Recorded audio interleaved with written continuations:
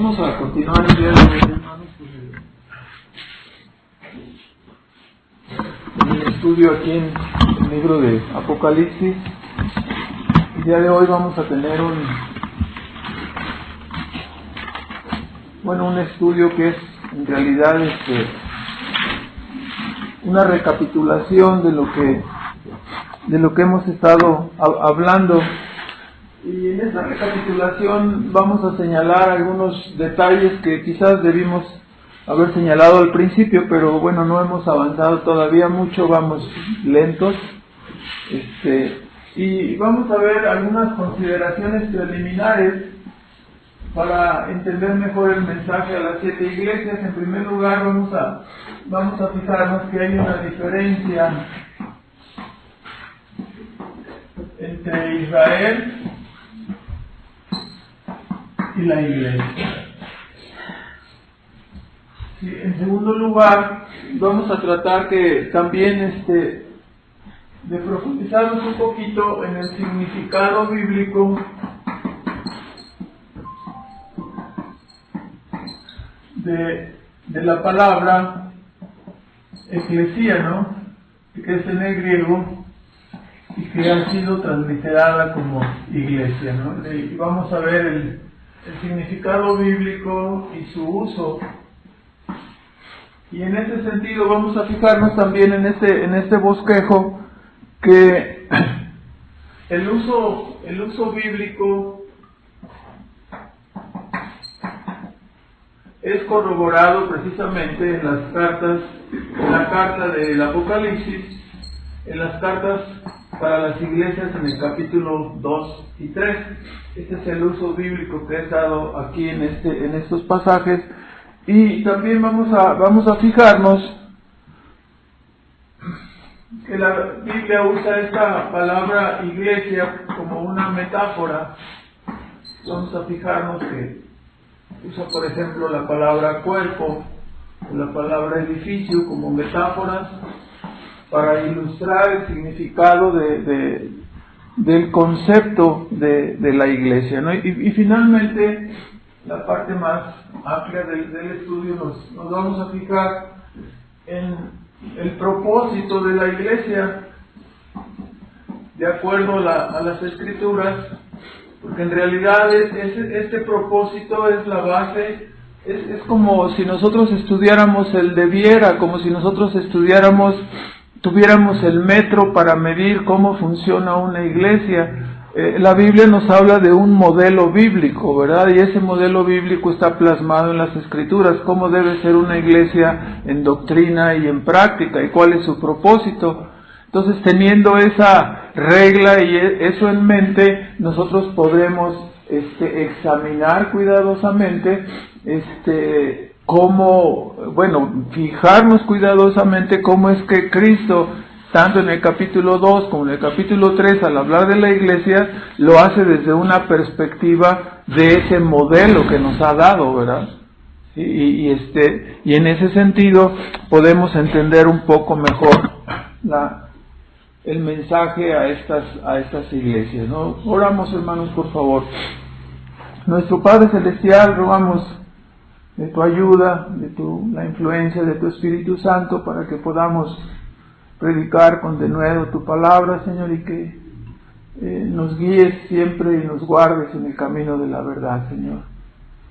Somos como ovejas, Señor, somos débiles y necesitamos siempre ser custodiados y guardados por ti, que eres nuestro buen pastor, que entregaste tu vida por nosotros, y Padre, que nos has estado siempre guiando y cuidando. Ahora te suplicamos que nos ayudes, Padre, para entender mejor tu palabra y para ser mejores hijos tuyos en medio de esta generación perversa y maligna. Pedimos, Padre, que nos ayudes a tener conciencia de nuestro deber y nuestra obligación como creyentes, como miembros de una iglesia, y también, Padre, que conduzcas a los que tú quieres que sean añadidos a esta tu asamblea, Señor. En el nombre de Cristo te damos las gracias. Amén.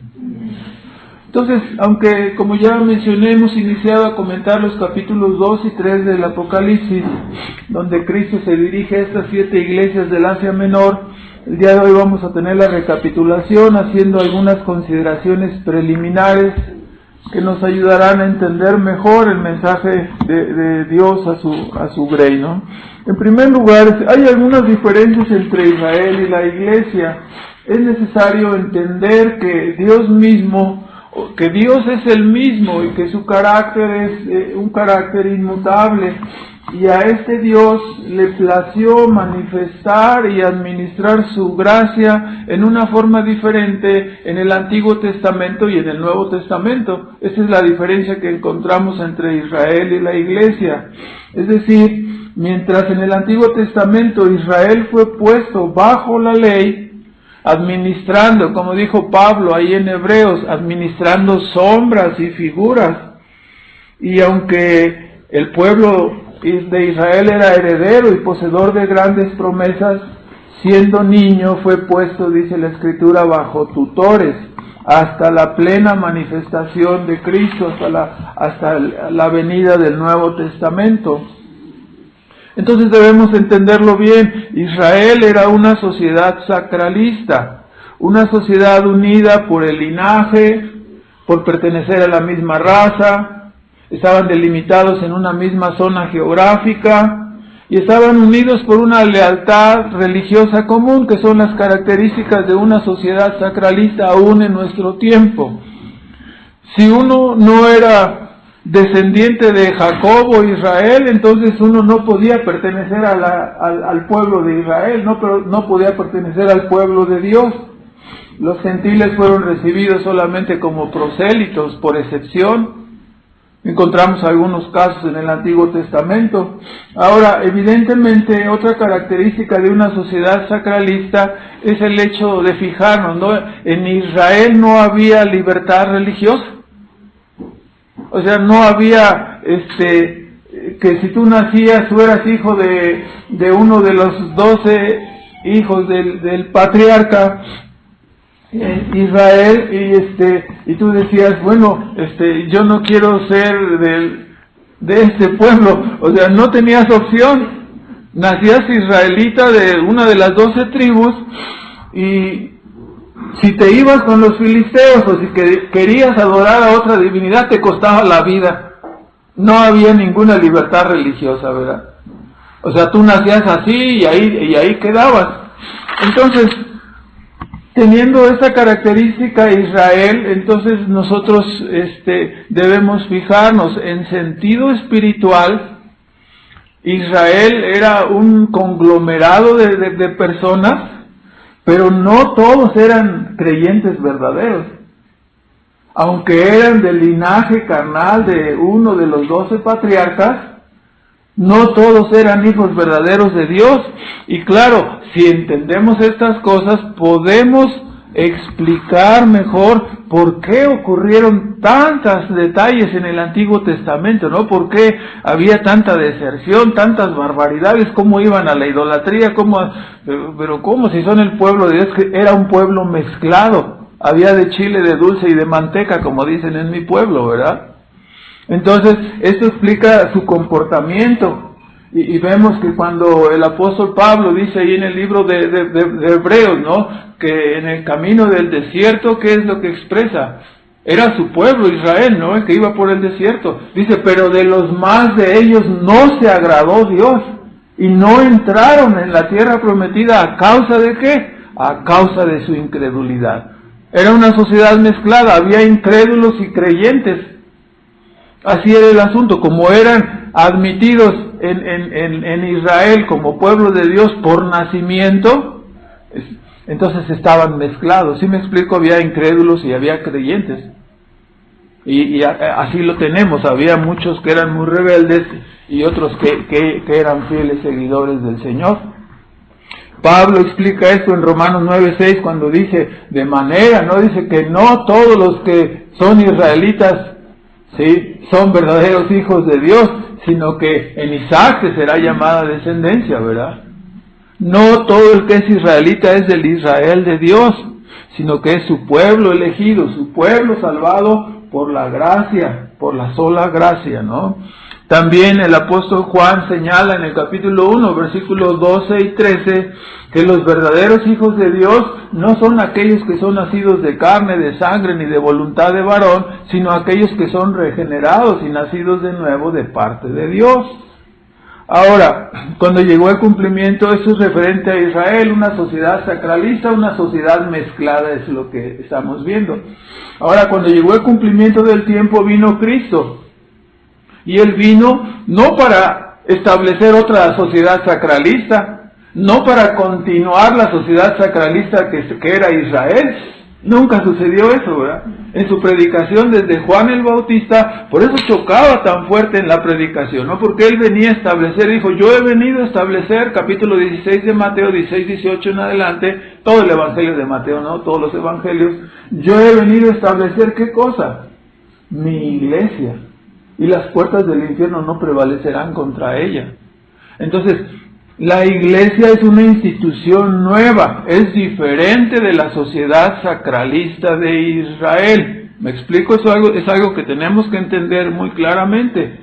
Desde el mensaje entonces de Juan el Bautista y de Cristo mismo empezaron a advertir, ¿no? En Mateo 3, en el versículo 8, 9 y demás versículos dice, comenzaban a predicar y decían, no comencéis otra vez a decir en vuestros corazones, linaje de Abraham somos, porque si no os arrepentís verdaderamente, serán echados al fuego del infierno. O sea, ¿qué está diciendo? ¿Cómo nos viene a decir este cuate que no tiene que ver el linaje? Que no tiene que ver que yo sea hijo de uno de los 12 patriarcas. Está destruyendo nuestros cimientos, está destruyendo todo.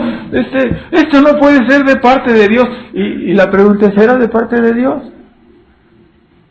Claro que era de parte de Dios. El establecimiento de la iglesia, ¿quién lo hizo? Dios. Entonces, ellos no entendieron el cambio, no entendieron las promesas, ellos quedaron anclados, ¿no? en el privilegio racial, somos descendientes de Abraham, y dice Cristo, no, si no tienen un verdadero arrepentimiento, no entrarán en el reino de los cielos.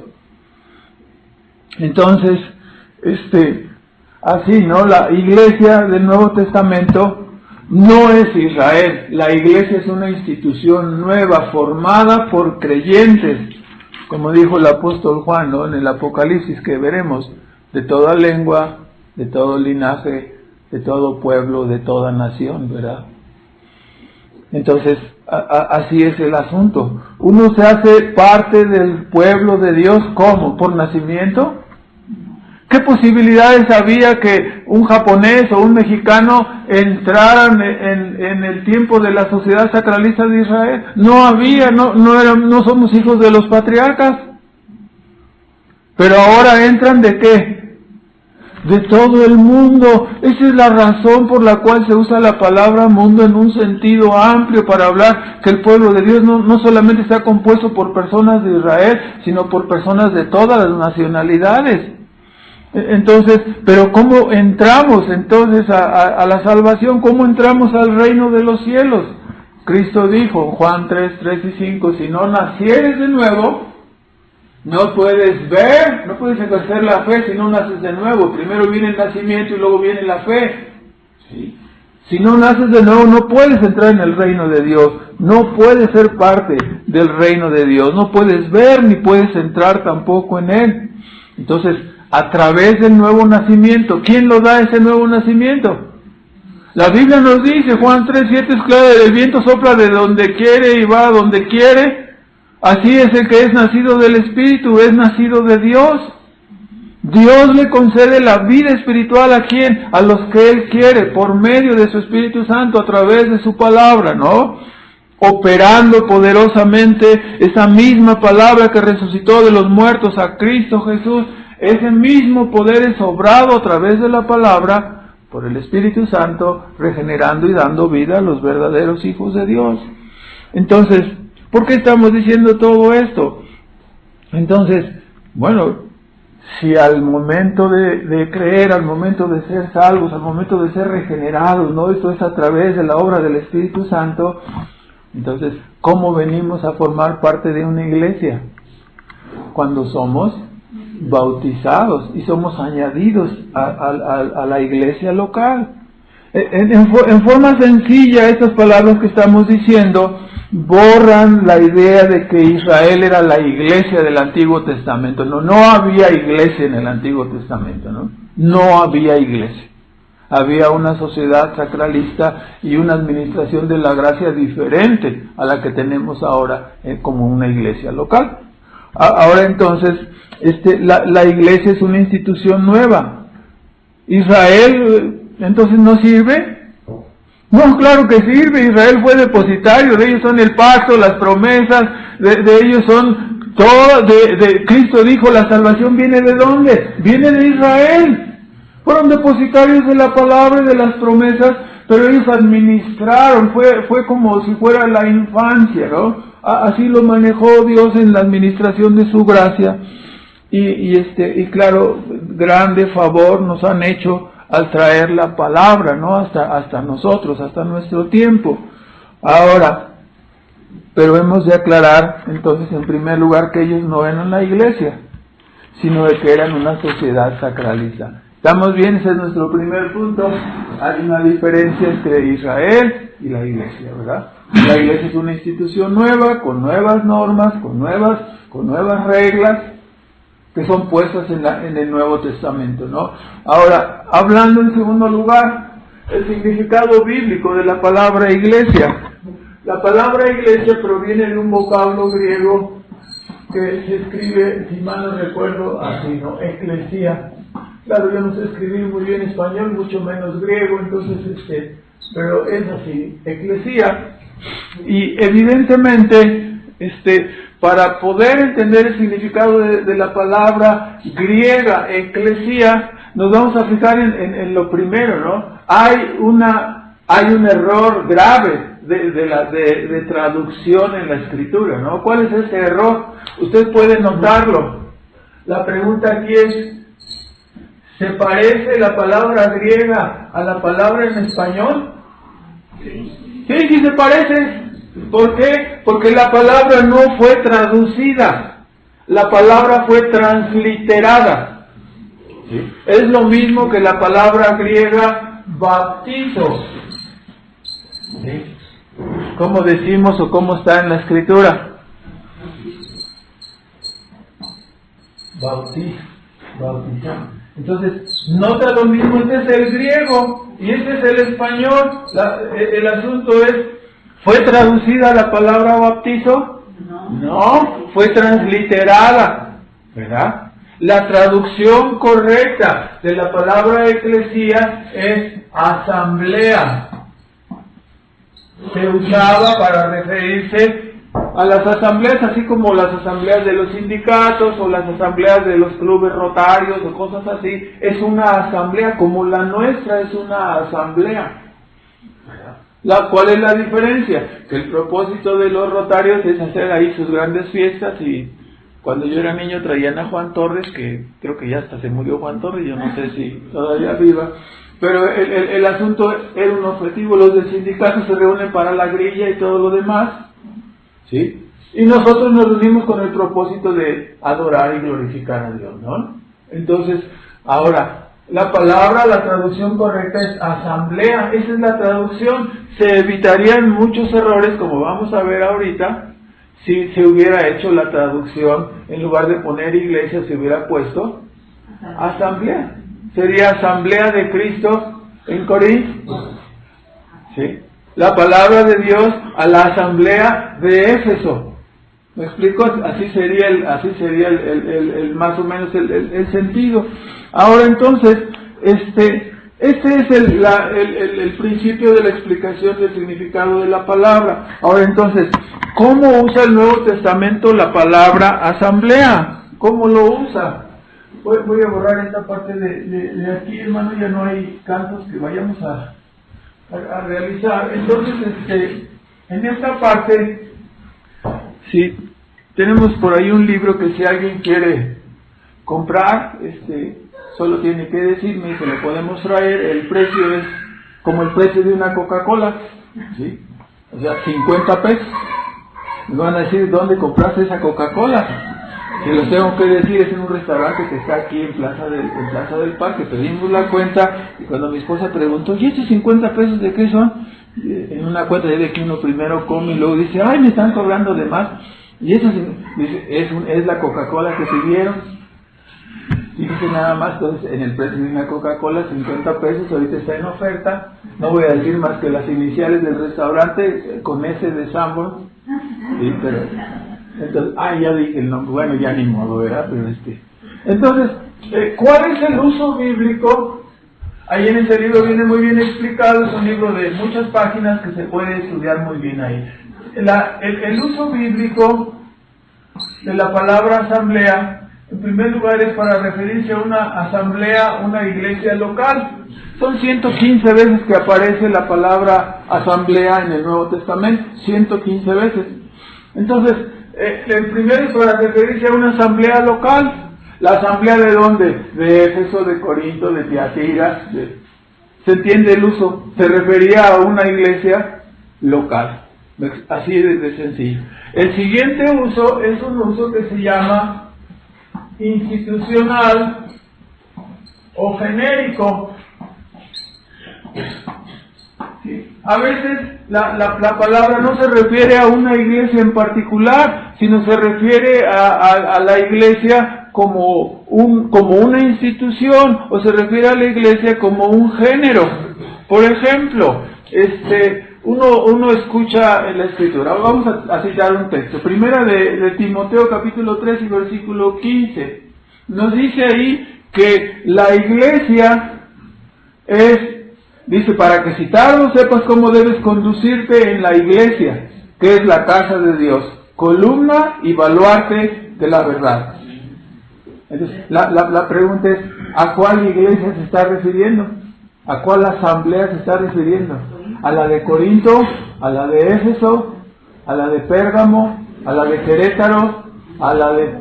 Está hablando de la palabra iglesia en un sentido genérico. Es como cuando Pablo dice, esa ilustración es muy sencilla, ahí en Efesios capítulo 5, cuando dice, las mujeres estén sujetas a sus maridos.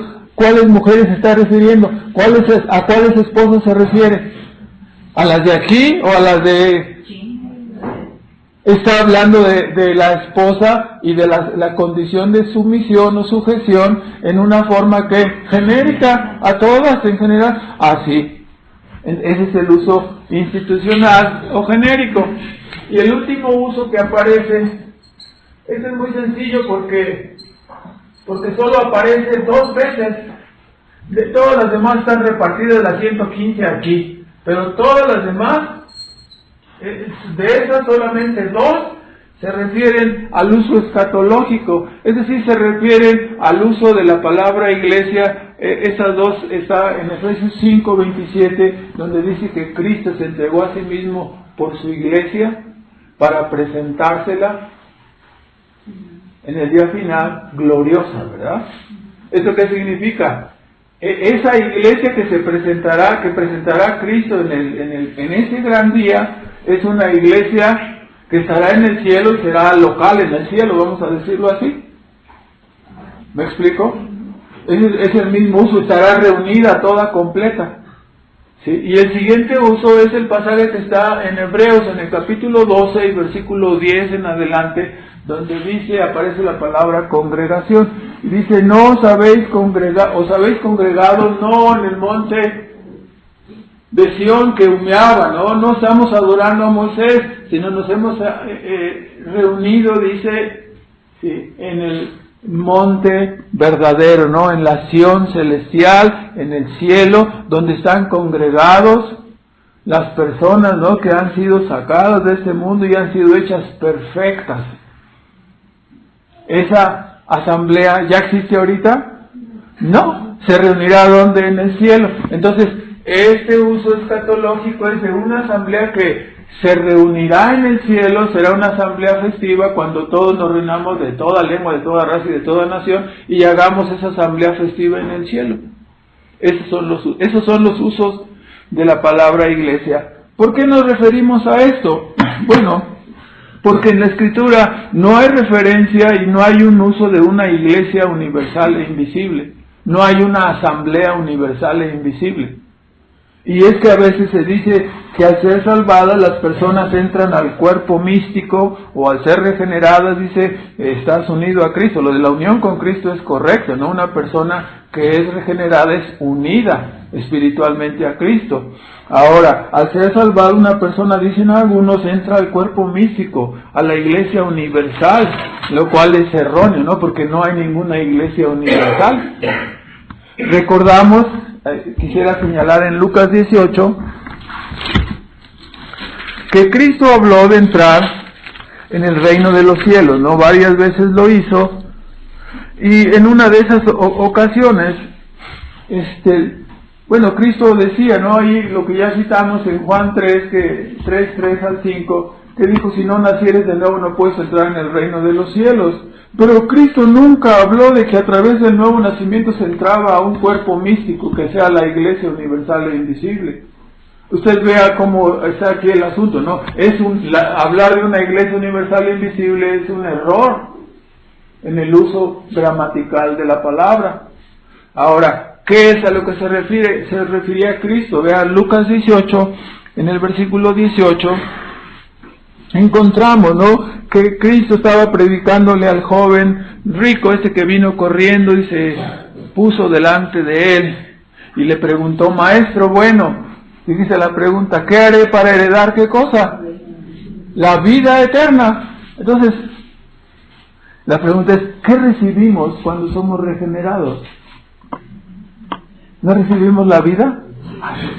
Entonces, entendemos bien el asunto. Ahora, cuando dice en el versículo 24 de ese mismo capítulo, ya saben que el joven no dijo primero que sí, guardaba todos los mandamientos, pero a la mera hora se dio cuenta de que no era así. Entonces en el versículo 24 dice, viendo Jesús, se fue muy triste, no se fue engañado, se fue solo muy triste, y entonces Cristo dijo, ¿cuán difícilmente entrarán en dónde?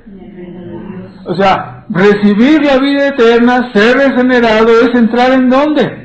En el reino de Dios, como ya había dicho en el Evangelio de Juan. Se dice, versículo 25, entonces es difícil, dice, para los ricos entrar en el reino de Dios, y específicamente fíjense en el versículo 26, y los que oían dijeron, entonces, ¿quién podrá ser qué?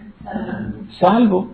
Entonces dense cuenta, nacer de nuevo, recibir la vida eterna y ser salvo es que es lo mismo. ¿Sí me explico? Cuando uno es salvo, cuando uno es regenerado, entra en el reino de los cielos. O sea, no entra en ninguna iglesia universal e invisible. Entra ¿a dónde? Al reino de Dios, a la esfera directa de control de Dios. Aunque Dios controla todas las cosas, ¿no? Su reino abarca todos los reinos y abarca todo el tiempo. Ese reino que estaba existente fue manifestado más abiertamente. ¿Qué fue lo que predicó Cristo cuando llegó a la tierra? Cuando se encarnó, el reino de los cielos, ¿qué? Se ha acercado. Y el poder y la gracia y la bondad y todo lo que venía con el reino era el rey que estaba presente, ¿no? Efectuando milagros y prodigios que nadie puede hacer en este mundo. Milagros de creación, todo lo que él dijo, la palabra verdadera, cosas que solo él podía hacer. ¿Pertenecientes a dónde? Al reino de los cielos. El reino se ha acercado. Entonces el reino que dominaba y que protegía y que guardaba a Israel y lo guardaba como una sociedad sacralista, ¿cuál reino era? El reino de Dios. ¿Sí? Si usted quiere usar una palabra para hablar de que los creyentes entran a un ente o a una organización que comprenda a los creyentes del Antiguo y del Nuevo Testamento, de todos los tiempos, ¿de qué podemos hablar? ¿De una iglesia universal invisible? No. Hablamos del reino de los cielos. Entramos al reino de Dios. ¿Sí? No hay una iglesia universal invisible. Entonces, aclarado este punto, en este mismo renglón, el uso bíblico, debemos fijarnos que cuando leemos las cartas del Apocalipsis, en el capítulo 2 y en el capítulo 3, encontramos más de 20 veces el uso de la palabra ¿qué? Asamblea. iglesia. Y ninguna de ellas, o sea, Cristo pudo haber dicho, bueno, yo moro en medio de la iglesia universal, ¿no? Ya se hubiera evitado hablar de esta. No, nunca dijo moro en medio de la iglesia universal. Estoy en medio de ¿dónde? De Éfeso, de Tiatira, de Pérgamo, de Filadelfia, de Sardis, de Esmirna y de la Odisea. En cada una de las iglesias estoy presente, en cada una de sus asambleas, ¿no? O sea, el uso que es dado aquí en el Apocalipsis es el uso de un mensaje para una iglesia local. Cada una de estas iglesias es el cuerpo de Cristo. Como vemos así, la palabra corrobora el uso coloquial que tenemos aquí, ¿sí?, en todo el Nuevo Testamento. No se refiere a un mensaje de una iglesia universal, sino a iglesias locales. Cristo se hubiera ahorrado mucho tiempo y espacio y corroborado la enseñanza de la iglesia universal si es que esta existiera, ¿no? Si hubiera dirigido su mensaje, si no, como que no hay iglesia universal, este mensaje es para la iglesia universal. No, no hay iglesia universal. ¿Se dirigió a qué? A iglesias locales, en conformidad. ¿Por qué? ¿Por qué no lo hizo de otra manera, no? Porque está corroborando la enseñanza de la institución nueva. Esta institución nueva ha sido establecida, ¿hasta cuándo durará? Hasta que Cristo venga. Hasta que Cristo venga. Entonces, vea usted otra ilustración más y terminamos. Efesios 19, terminamos con esta parte, ¿no? Hechos 19. Hay una parte aquí en la Biblia, en el capítulo 19 de Hechos, en el versículo 39, donde aparece la palabra eclesía, tanto en el versículo 39 como en el versículo 40 del capítulo 19 de Hechos.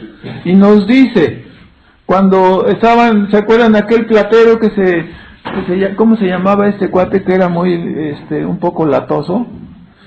Demetrio, gracias, Demetrio, que estaba muy enojado porque quería vender sus templecillos de Diana en la idolatría.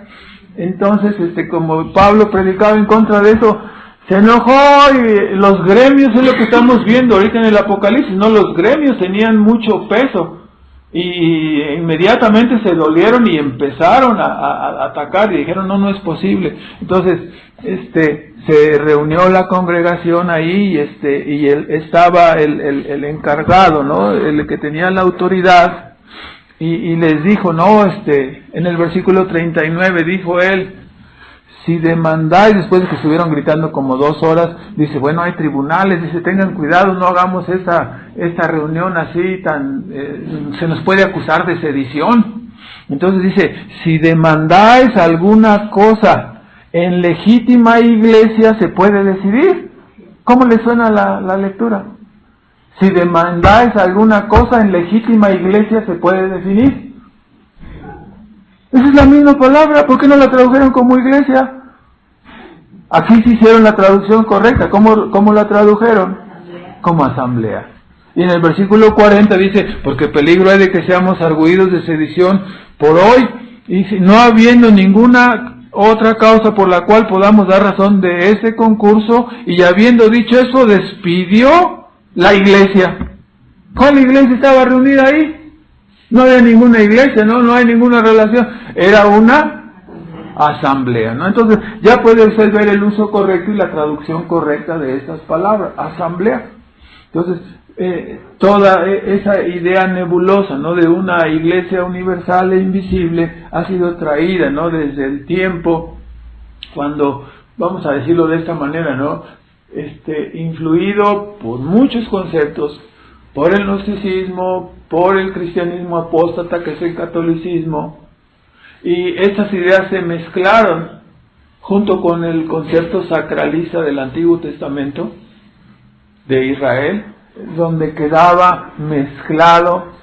¿Qué tenía mezclado Israel? Incrédulos con creyentes. Ahora, ¿Qué mezcla la Iglesia universal e invisible?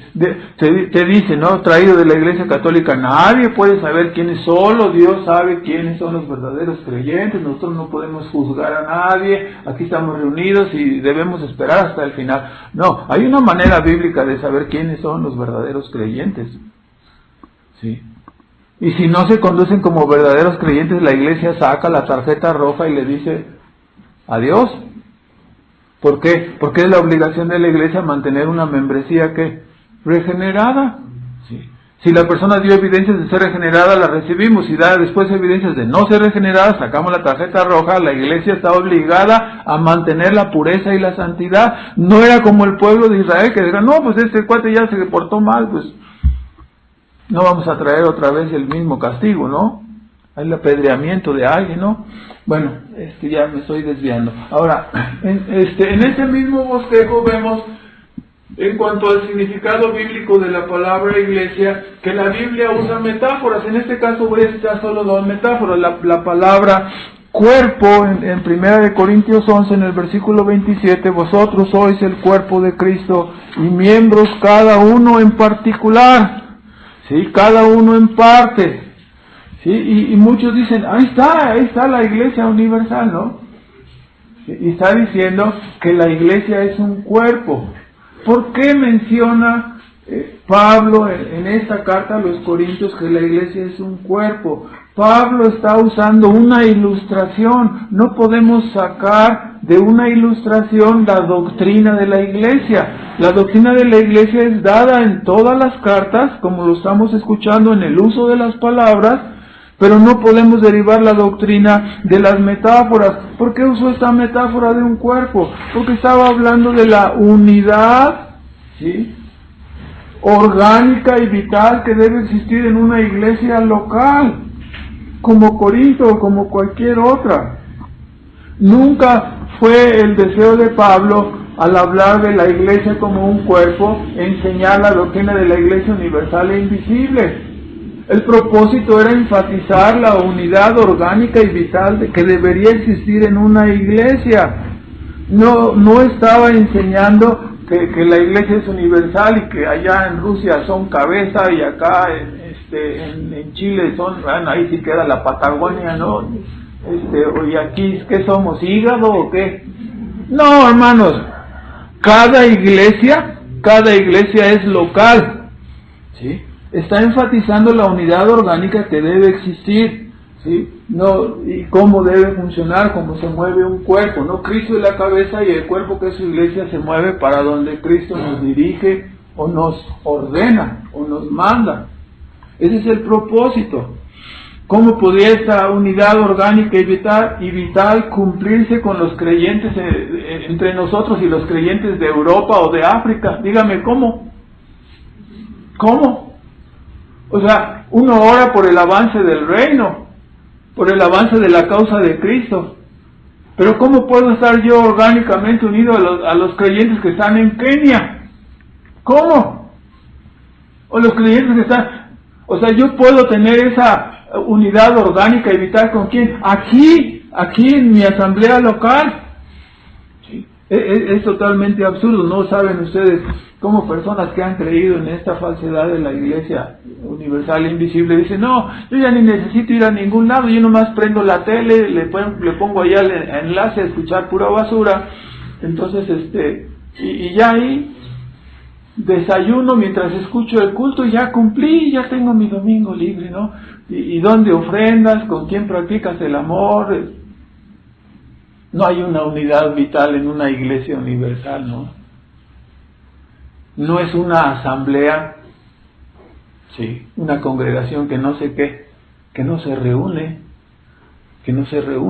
Ahora, entonces, nos identificamos como creyentes en la verdad, con las personas que están en todas partes en el mundo y que siguen la verdad de Cristo, nos gozamos del avance del reino, pero mi unidad, mi expresión concreta del cuerpo es en la iglesia local.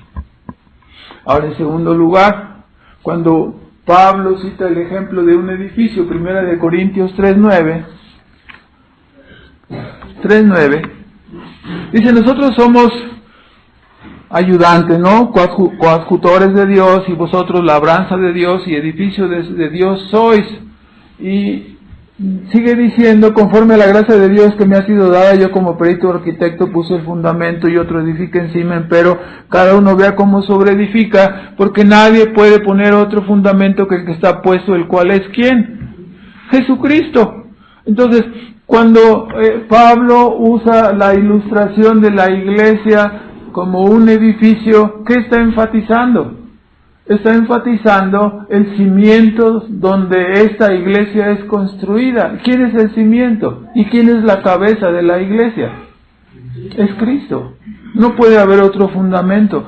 Pablo no está hablando de una iglesia universal, ni tampoco si uno es puerta, ventana, piso o pared o qué es. No está hablando de eso. Está hablando del cimiento sobre el cual el edificio está construido, ¿no? ¿Quién es? Cristo. ¿Sí? Edificado sobre el fundamento de los apóstoles, dice Pablo en Efesios, siendo la principal piedra del ángulo, ¿quién? Jesucristo mismo, ¿no?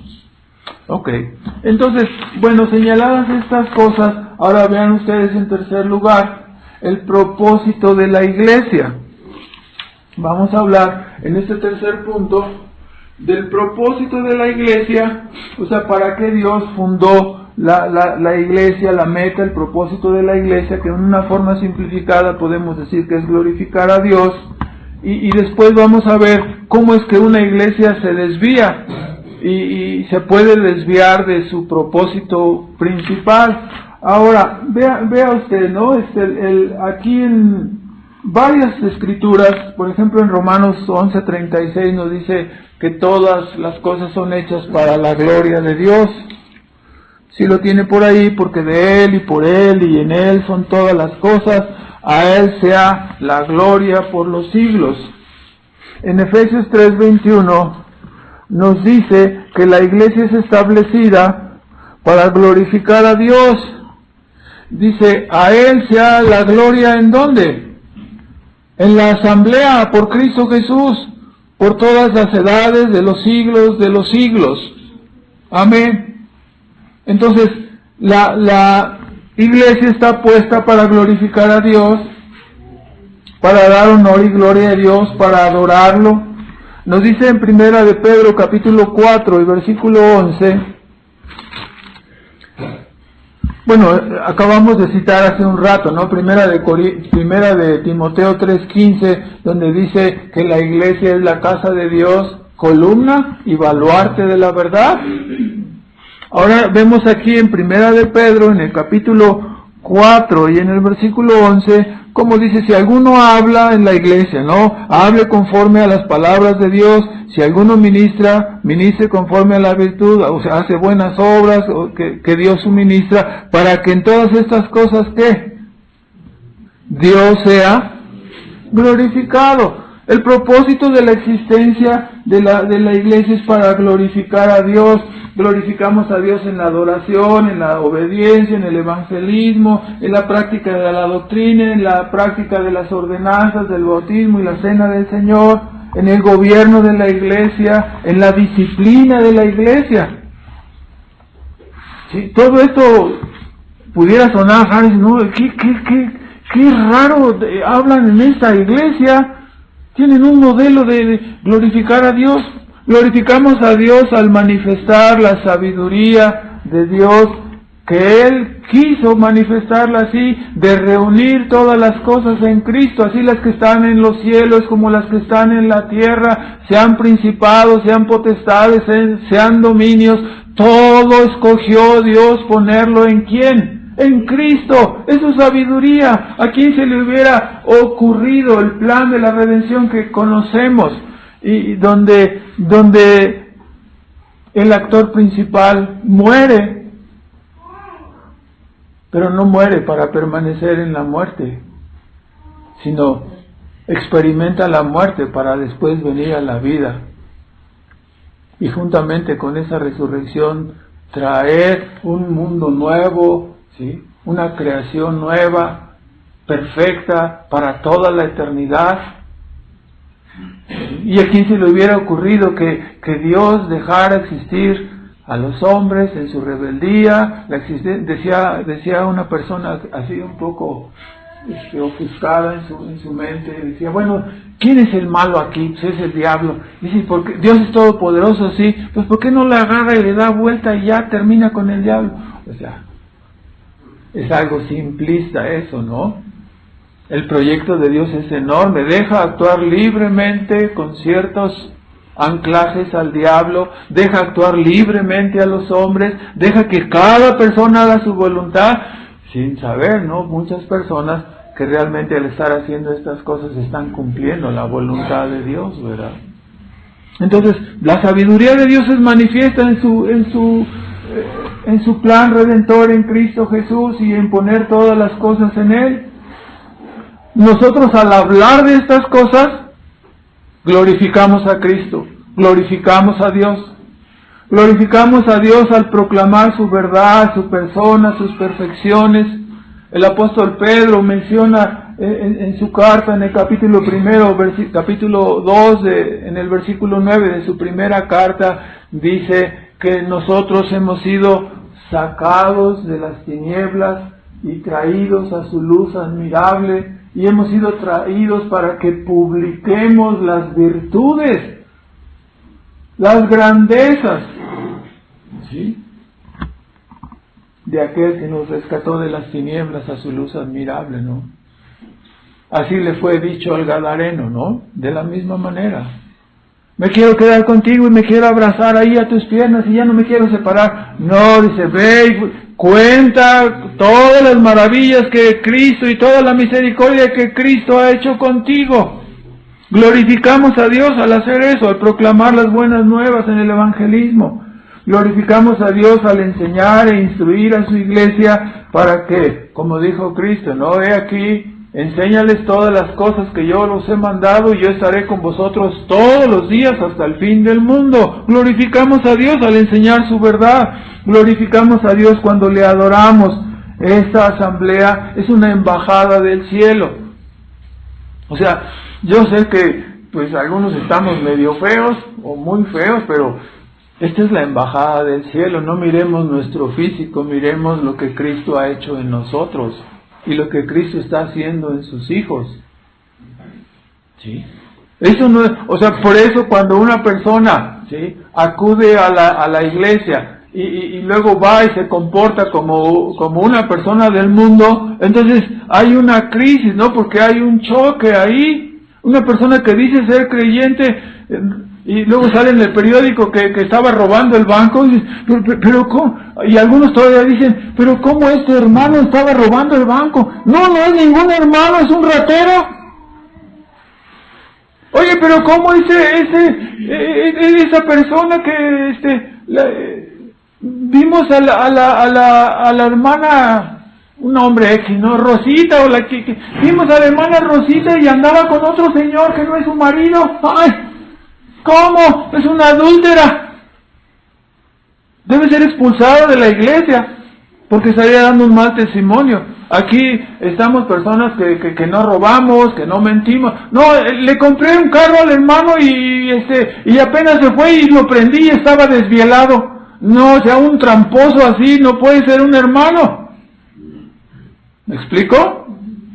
Entonces, la manera como nosotros seamos va a decir qué clase de iglesia tenemos, ¿no? Si somos verdaderamente una embajada de Cristo y nos parecemos en algo, hermano, aunque poquito, nos parecemos en algo a Cristo, ¿no? Eso es lo que deberíamos ser.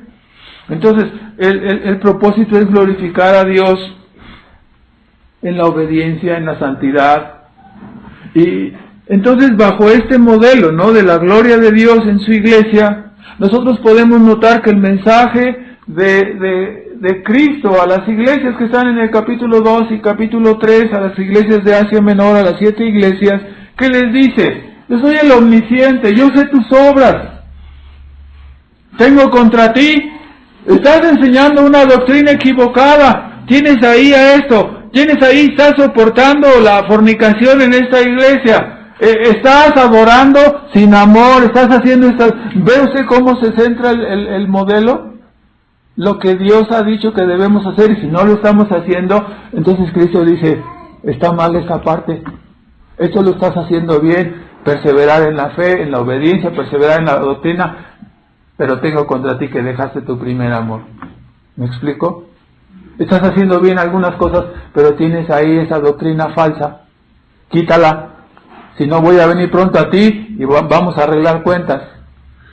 Y Cristo habla duramente a su iglesia y le dice que si no corriges, ¿quién está en medio de la iglesia? Entonces voy a quitar el candelero y me voy a ir de este lugar. Las iglesias pueden ser disciplinadas y Cristo se puede ir de una iglesia si nosotros no hacemos lo que Él dice, si no le agrada lo que nosotros somos. Hay algunas iglesias de donde Cristo se ha ido desde hace muchísimo tiempo y ni cuenta se han dado, ¿no? Entonces debemos de tener cuidado, ¿no? A Dios le interesa que hagamos la disciplina de los miembros. Dice, tienes ahí esa mujer, Jezabel, y no la has disciplinado, ¿sí?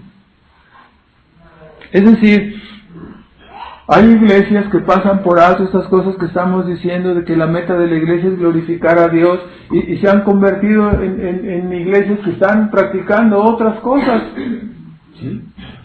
En su mayor parte las desviaciones son hacia el hombre mismo, ¿no? Se convierten en iglesias antropocéntricas. Creen y se comportan como si la iglesia existiese para solucionar los problemas personales de los miembros, o de la sociedad, o de la comunidad. ¿Sí? Entonces, hermanos, con eso no quiero menoscabar que si alguno de nosotros quiere ayudar y apoyar en los grupos de alcohólicos, de drogadictos, o en el asilo de ancianos, o quiere ir a visitar hospitales, hermano, deberíamos hacerlo. Y si no lo estamos, vamos a la cárcel, ¿no? A predicar. Y si no lo estamos haciendo, además o sea, se supone que amamos a nuestro prójimo, ¿no? Y estamos buscando su salvación. Entonces, pero o sea, la iglesia no se puede dedicar a decir, es que, ¿qué vamos a hacer con tanto hondureño y salvadoreño y los que vienen aquí? Pues hay que poner una casa hogar y hay que, o sea, ¿cuál es tu trabajo? ¿Fundar casas hogar? ¿Poner escuelas? ¿Fundar el club de leones de la iglesia? Tu propósito es glorificar a Dios predicando el Evangelio y viviendo en una forma obediente a la palabra, ¿no? Pero las iglesias que no entienden el propósito, dicen, no, es que en esa iglesia voy y me ayudan, no me ayudan en nada. Entonces las personas, ¿a qué vas a una iglesia? ¿A que te ayuden?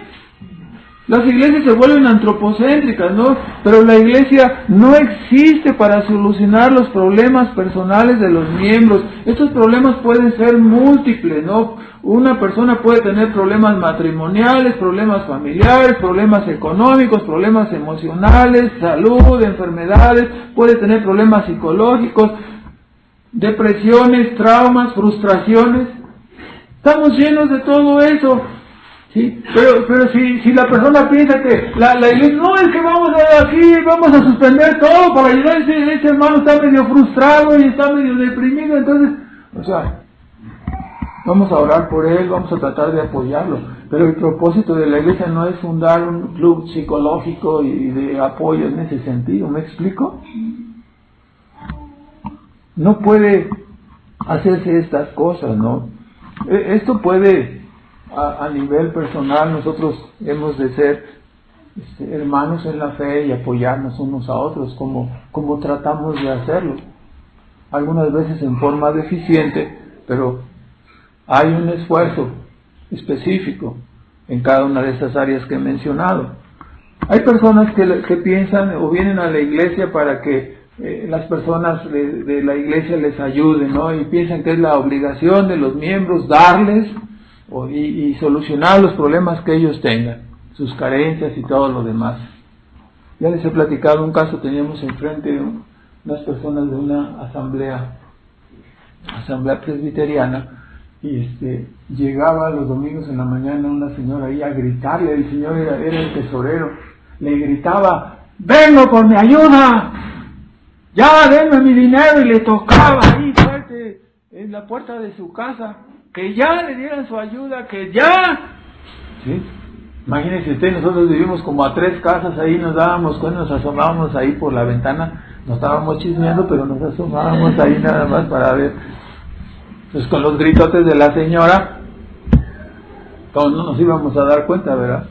No era ni miembro de la iglesia, no era nada, pero llegaba y exigía. Tenía un concepto antropocéntrico de la iglesia, ¿no?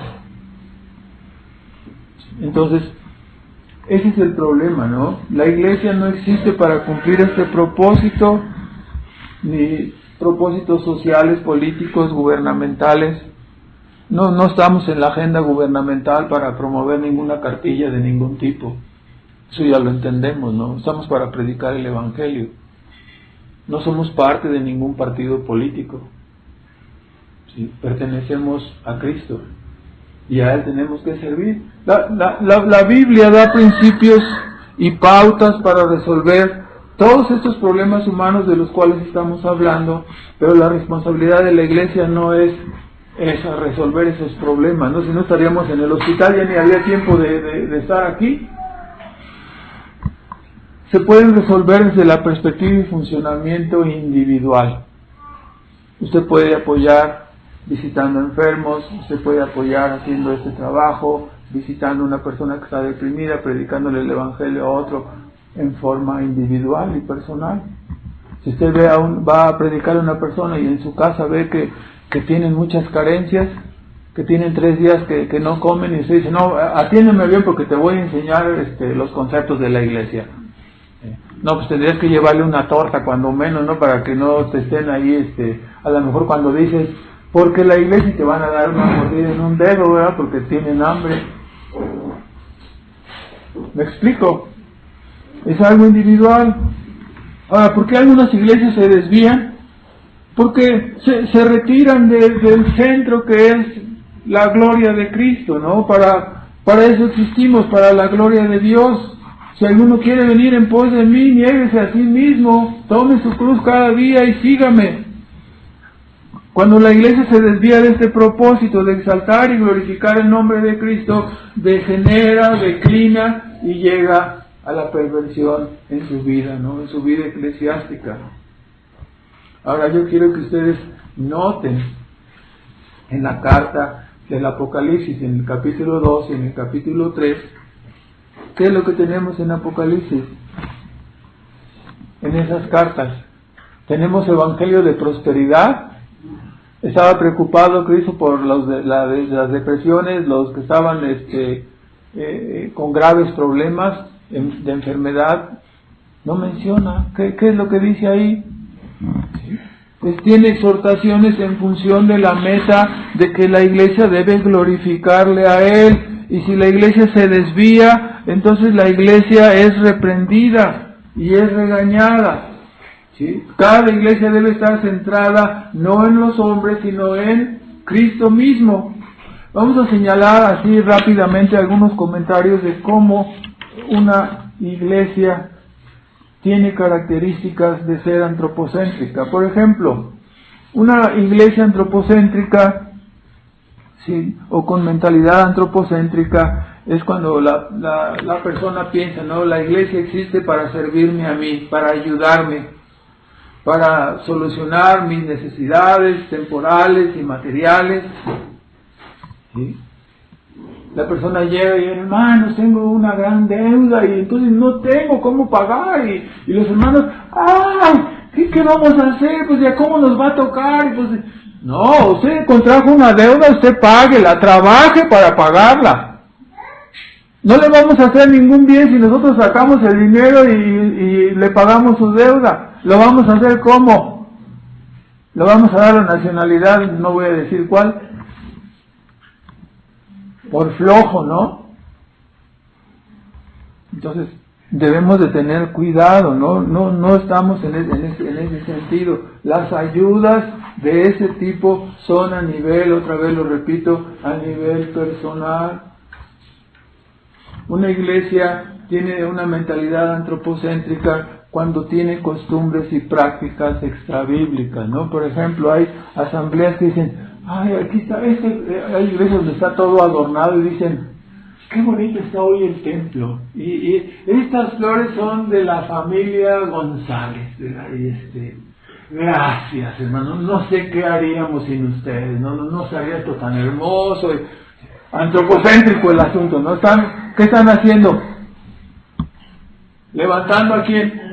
Al hombre, ¿verdad? Reconociéndole al hombre. No sabríamos qué hacer si no estuviera esa familia, no tendríamos esta... No, hermanos.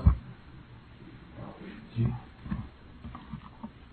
La iglesia es antropocéntrica cuando se acostumbra, ¿no? Y ahora vamos a pasar al tiempo de la celebración de los 52 años de casados de mi padre, la hermana Conchita y este hermano Clavelito, y ahí van los dos, y un aplauso para ellos, y se la pasan aplaudiéndole a los hermanos, y ahora que canten estos, y ahora que canten los otros, y ahora, todo está centrado ¿en dónde?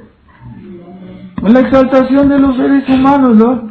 ¿Sí? Vamos a tener, nosotros vamos a festejar, como el mundo festeja el 15 de septiembre, entonces vamos a celebrar una noche mexicana cristiana. Y ya está la reunión, y toda la iglesia tiene que ir a celebrar el 15 de septiembre. Cristiano, ¿me explico? Usted puede poner el festejo el 14 de febrero, cristiano también. Algunos hasta tienen su árbol de Navidad cristiano también, ¿no? ¿Me explico? O el Día de las Madres, o el Día del Padre, ¿sí me explico? Si la iglesia se diluye, ¿qué vamos a hacer? Este día vamos a suspender, no va a haber predicación, vamos a juntar a las madrecitas para darles una comida y para... O sea, hermano, es una iglesia centrada ¿en dónde? En el hombre, ¿no? En el hombre. Entonces, no encontramos ninguna reprensión. Le reprendo porque no celebraron el 10 de mayo, ¿no? La iglesia de la Odisea no quiso celebrar. No hay ninguna reprensión así, ¿verdad? Ninguna. No hay ninguna. La iglesia antropocéntrica, en tercer lugar, acostumbra predicar, como ustedes saben, prosperidad o solo amor. Poco habla de la depravación humana, poco habla de la elección, de la gracia, de la soberanía de Dios, poco habla del infierno. Casi todo se diluye en que Dios es amor y Dios quiere lo mejor para ti. Vive como quieras. Escuchamos a un pastor predicar así en una boda. Vive como quieras y haz lo que quieras, pero hazle un lugarcito ahí, en alguna parte de tu corazón, hazle un lugarcito a Dios. Y ¿ese es el Evangelio? Pobres personas que estaban allí, ¿no? Ya te dan ganas de desgarrarte las vestiduras y decir algo edificante, ¿no? Que se arrepientan, que se vuelvan, que es una oportunidad para que conozcan a Cristo. Vive como quieras, haz lo que quieras. Solamente en algún momento en tu vida, hazle un lugarcito a Cristo. Imagínese usted, ¿no? Solo predican lo que agrada al hombre. Predicarán, Dios te ama y tiene un plan maravilloso para ti, tiene grandes bendiciones para ti. Y la persona empieza a decir, qué bueno, esa parte me gusta, grandes bendiciones, ¿verdad? Ahora, la iglesia antropocéntrica se conformará a los gustos del hombre en el culto, ¿no? O sea, tratará de agradar a los hombres y de no incomodarlos. No hay disciplina, no hay nada. Nunca se habla de la posibilidad del autoengaño, de la necesidad de un verdadero arrepentimiento, de un verdadero nacimiento nuevo. No se habla de estas cosas. Porque no, eso que dijiste estuvo duro. A lo mejor este hermano que tiene 40 años aquí, a lo mejor ni es nacido, porque no le da importancia a Dios ni la adoración. Bueno, pues si está autoengañado, es mejor que se dé cuenta ahorita, y no que se dé cuenta ya cuando no se puede hacer nada, ¿verdad? Entonces, una iglesia antropocéntrica generalmente no tiene disciplina, ¿no? Solo amor. Sí. Ahora, no les preocupa la sana doctrina. Y usted ve en las cartas de Juan a las 7 iglesias mandadas por Cristo, ¿había preocupación por la doctrina? ¿Retienes la doctrina? ¿Retienes la fe? Esto es positivo, claro. Y tengo contra ti que has dejado esto y aquello. O sea, la atención es mayormente, ¿no?, sobre estos puntos. Ahora,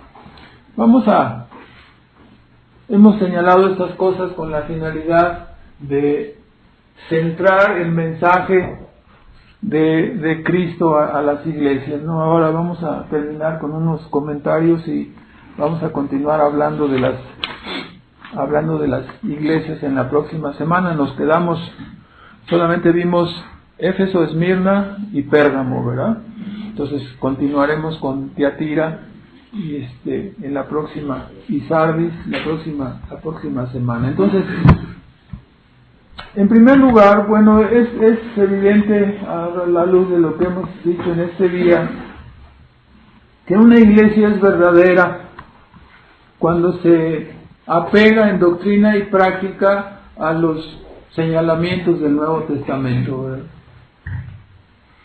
Una iglesia es sana y verdadera cuando tiene la doctrina correcta, ciertamente la doctrina de la gracia, ¿no? Pero ¿de qué nos sirve, no? Ya ve cuántas personas hay en el protestantismo diciendo, nosotros tenemos la doctrina verdadera, ¿no?, y siguen bautizando niños.